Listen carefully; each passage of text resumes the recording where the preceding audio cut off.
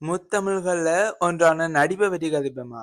இப்ப நடிப்பு பல்வேறுபட்ட இடங்கள்ல காணப்படுது. எங்களுக்கு எல்லாம் தெரிஞ்ச நடிப்புன்னா சினிமால ஒரு சீன், மற்றது எங்களுடைய தெருக்கூத்துக்கள், இல்ல கோயில் வழிய நடக்கிற கூத்துக்கள், அப்படி பல்வேறுபட்ட இதுகள்ல தெரியும்.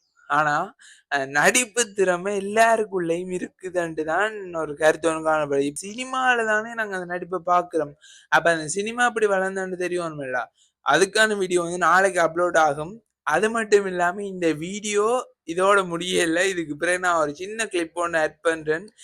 நான் சும்மா செஞ்சு பார்ப்போன்னு நிறைய வருஷத்துக்கு பிறகு நடிச்சேன்னு சொல்லல, ஒரு டஸ்மேஷ் பண்ண ஒரு விஷயம். ஸோ அடுத்தது வருது, அதை பாருங்க எப்படி இருக்குன்னு சொல்லுங்க. நல்லா இருக்குண்டா அதை மாதிரியான கண்டென்ட்ஸும் போடலாம். நல்லா இல்லையண்டா நம்ம அதை சொல்லிட்டு போங்க காய்ஸ். மற்றது நாளைக்கு சினிமா பற்றின வீடியோ வரும். மறக்காம சப்ஸ்கிரைப் பண்ணிட்டு எல்லாத்தையும் ஃபாலோ பண்ணீங்கன்னா அந்த அப்டேட்டை நீங்கள் மறக்காம பெற்றுக்கொள்ளலாம். பாய். அன்புள்ள சீதா மகாலட்சுமி. அதான் சீன். Okay sir. டேக் போயிடலாமா?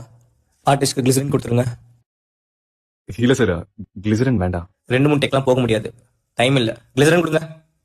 இல்ல சார், வந்துருமா? சரி, ஓகே, பாப்போம். Role camera, action. அன்புள்ள சீதா மகாலட்சுமி, நம்ம அழகான காதல் கதையில் இது கடைசி பக்கம். இந்த கடிதம் உன்னை வந்தடைய சற்று தாமதமாக இருக்கும். 8 மாதங்கள் நீ என் மீது கோபமாக இருப்பாய் என்று தெரியும்.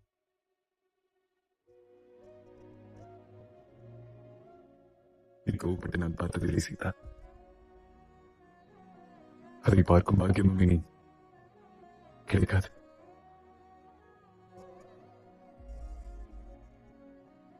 காண்கிறேன்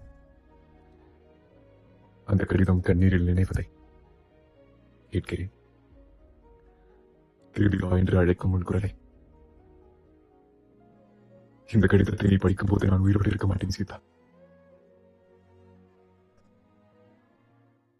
என்னை மறந்துவிடு சீதா.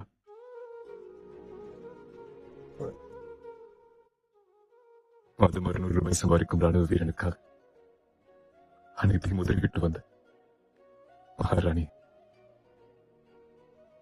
இந்த ஜென்மத்திற்கு விடைபெறுகிறேன். பிரின்சஸ் நூர்ஜஹான்.